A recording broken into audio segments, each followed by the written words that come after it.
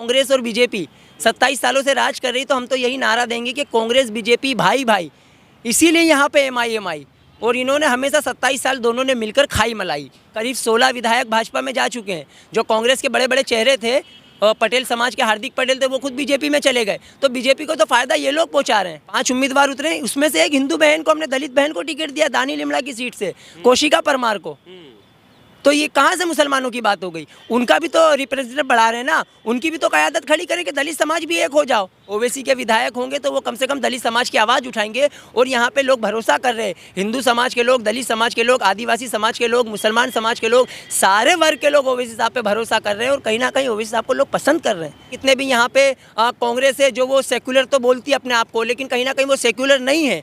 आप देखा जाए तो पिछले 2017 में भी कांग्रेस पार्टी ने मुसलमानों को सिर्फ 5 ही लोगों को टिकट दिया था। क्यों? क्योंकि कांग्रेस तो देश में एक मुर्दा लाश की तरह है। सिर्फ एक मुस्लिम समाज को जो कंधों पर लेके उनको घूम रहा है। आपका संवैधानिक अधिकार है, आप गुजरात में आके चुनाव लड़ सकते हो, लेकिन यहाँ पे जो रहते हैं, हमारी एक बहन, वो बिल्किस बानो सिर्फ नाम से मुसलमान है तो भारत की बेटी, भारत की बेटी है। उसी वो बेटी समझ के इंसाफ दिला दो ना उनको। क्यों आप उसका नाम लेने से कतरा रहो? इसीलिए कि मुस्लिम समाज नाराज हो जाएगा, दूसरे समाज के लोग वोट नहीं देंगे। तो लग रहा है कि सिर्फ एआईएम ही सेकुलर पार्टी है, बाकी कांग्रेस भी सेकुलर नहीं है, आम आदमी पार्टी भी सेकुलर नहीं है। बिल्कुल नहीं है, आम आदमी पार्टी सेकुलर नहीं है मेरे हिसाब से तो। क्योंकि अभी तक उन्होंने जो अपने उम्मीदवार उतारे हैं गुजरात विधानसभा में, एक भी मुसलमानों को टिकट नहीं दिया। तो कहाँ से वो लोग सेकुलर हो गए? घड़ा भर जाए पाप का तो हंडी फूट जाती है, और कितना भी संभाल कर रखो एक दिन मटकी टूट जाती है। और कोई ये ना समझे कि गुजरात की गद्दी किसी की जागीर है। जब रुख बदलता है हवाओं का तो कुर्सी छूट जाती है।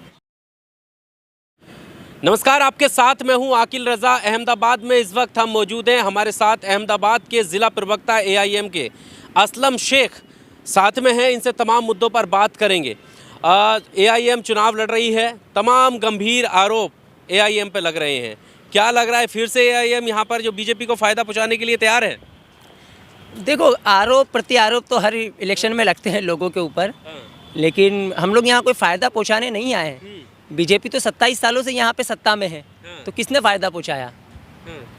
बताइए। 27 साल बीजेपी 27 सालों से यहाँ, वजह ये है कि विपक्ष नाकाम है, विपक्ष की नाकामियाँ है कहीं ना कहीं।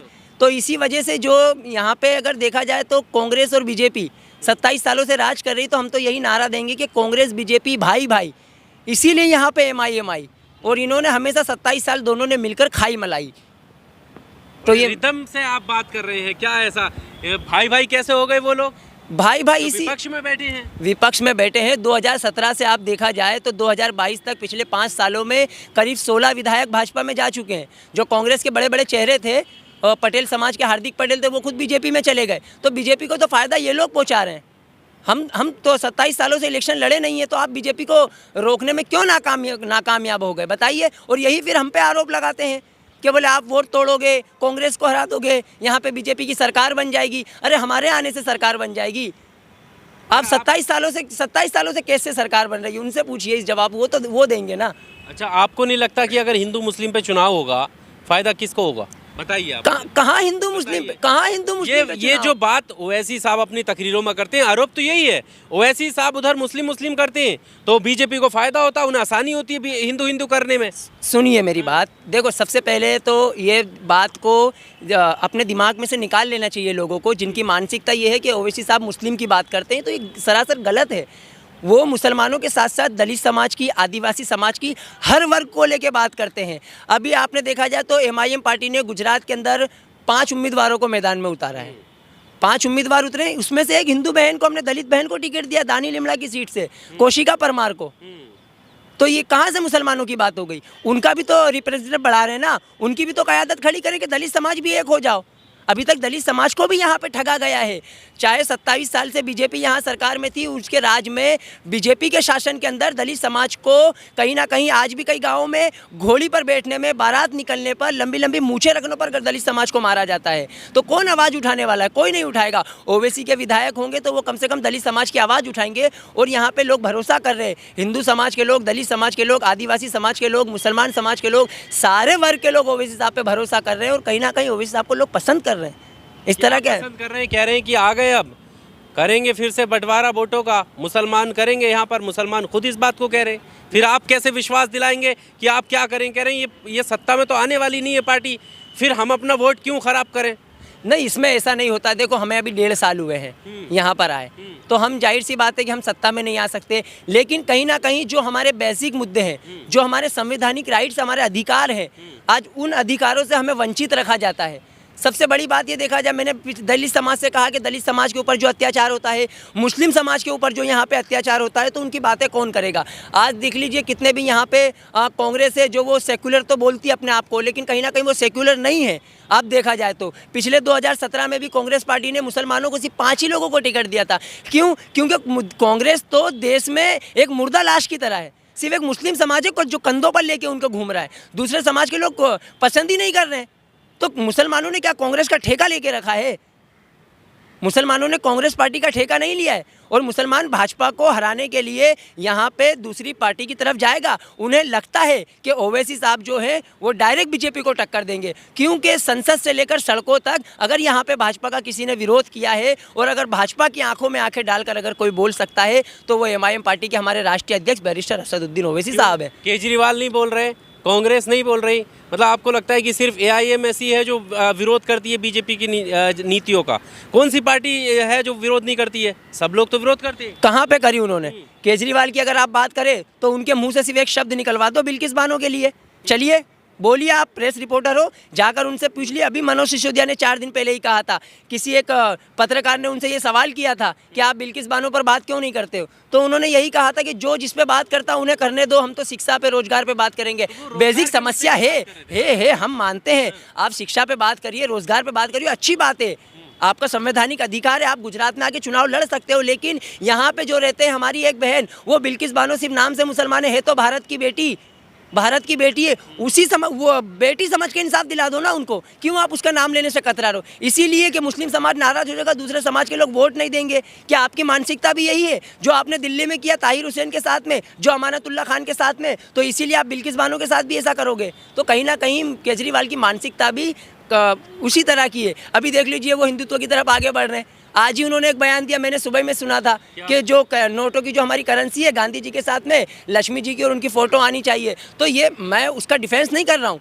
चलिए अच्छी बात है, लेकिन इस तरह के बयान चुनावी मुद्दों में क्यों? हिंदू मुस्लिम तो वो कर रहे हैं भाई, हिंदू मुस्लिम तो उन्होंने किया ना, हम तो नहीं कर रहे हिंदू मुस्लिम। हम तो सभी वर्ग को, सभी समाज को साथ लेने की बात कर रहे हैं। तो बिल्किस बानो को इंसाफ कौन दिलाएगा? ये बताइए। बिल्किस बानो क्या, लोग ये भी कहते हैं कि एमआईएम वालों ने क्या किया है, एमआईएम के हमारे जो वहाँ के गोधरा के जो हमारे काउंसिलर है, हमारे जो हनीफ कलंदर करके न्याय यात्रा निकलने वाली थी, उसमें शामिल थे, उनकी गिरफ्तारी भी हुई है। तो बिल्किस बानो के लिए हमने मुद्दा उठाया है, ऐसा नहीं है कि नहीं उठाया है। कम से कम भारत की बेटी समझकर ही उसे इंसाफ दिला देते। केजरीवाल और अपने मनोज सिसोदिया के मुंह से एक बात निकल जाती तो यहाँ का हो सकता है कि मुसलमान उनका साथ देता। जरूरी नहीं है, दलित समाज, हिंदू वर्ग भी उनसे नाराज है। बात इंसाफ की है, बात बेटी की है। तो सिर्फ बोलने से हो जाएगा? ये भी तो आरोप लगते हैं कि ओवैसी साहब सिर्फ बोलते हैं। उनके हक के लिए लड़ाई कौन सी लड़ी है? कौन सा केस इन्होंने अपने हैंड ओवर लिया कि हाँ मैं इनके दिल्ली दंगों में कितने मुसलमानों को जो है एफआईआर और जेल में डाला गया, कितने केस लड़े उन्होंने? आप जहांगीरपुरी की बात, जहांगीरपुरी में जो हुआ था वहाँ भी तो ओवैसी साहब गए थे ना, जहांगीरपुरी भी गए थे जहांगीरपुरी भी। अभी मैं खेड़ा की बात बताऊँ आपको, अभी कुछ दिन पहले खेड़ा में जो यहाँ पे 2 मुस्लिम समाज के लड़कों को जो खंबे पर बांध के मारा था, तो उनकी लड़ाई किसने लड़ी थी? एमआईएम के कॉर्पोरेटर थे, हमारे जो खेड़ा के जिला प्रमुख है वहाँ के एडवोकेट हमारे माजिद पठान, उन्होंने पूरी लड़ाई लड़ी है उनकी। उन्होंने पूरी लीगल टीम को ले जाके ज़मीनी लड़ाई लड़ी है। ऐसा नहीं है कि हम ज़मीनी लड़ाई नहीं लड़ते हैं। जरूरी नहीं है कि ओवैसी साहब ने सिर्फ अपनी बातों में और भाषणों में किया है। आज कहीं ना कहीं देखा जाए तो यहाँ पे काफ़ी ऐसे मुद्दे हैं और जो पब्लिक की जो समस्याएं होती है बेसिक। आज हमारे 7 काउंसिलर है अहमदाबाद के अंदर, मकदमपुरा वार्ड के अंदर जो हमारे काउंसिलर है, उन्होंने अभी कम्युनिटी हॉल का एक बजट पास करवाया। आज जो हमारे ये जो नकली सेक्युलर है वो ये कहते हैं तो उन्होंने मुसलमान के विस्तार में कोई विकास नहीं किया है। आज अगर देखा जाए तो हमारे यहाँ पे जो ये ब्रिज आप देख सकते हो, ये जो ब्रिज है ना, उस पार पश्चिम लगता है और इस पार यहाँ पे पूर्व लगता है। तो पूर्व जो इस पार है, यहाँ पे कहीं ना कहीं जो मध्यम वर्गीय लोग होते हैं, रोज के खाने कमाने वाले, जो रिक्शा चलाने वाले हैं, चाहे सब्जी का ठेला लगाने वाले, ऐसे लोग रहते हैं। तो यहाँ पे गरीब है तो उनको वंचित कर दिया जाता है। आप जाओगे तो यहाँ पे ऊंची ऊंची बिल्डिंग है और इस तरफ झोगड़पट्टी है। तो ये तो मैं तो इनको दोषी ठहराऊंगा। तो यहाँ पे 27 सालों से कांग्रेस और बीजेपी है, दोनों ने मलाई खाई है। गरीबों का, मुसलमानों का, दलितों का कोई विकास नहीं किया। आपके हिसाब से लग रहा है कि सिर्फ एआईएम ही सेकुलर पार्टी है, बाकी कांग्रेस भी सेकुलर नहीं है, आम आदमी पार्टी भी सेकुलर नहीं है? बिल्कुल नहीं है, आम आदमी पार्टी सेकुलर नहीं है मेरे हिसाब से तो। क्योंकि अभी तक उन्होंने जो अपने उम्मीदवार उतारे हैं गुजरात विधानसभा में, एक भी मुसलमानों को टिकट नहीं दिया। तो कहाँ से वो लोग सेक्युलर हो गए?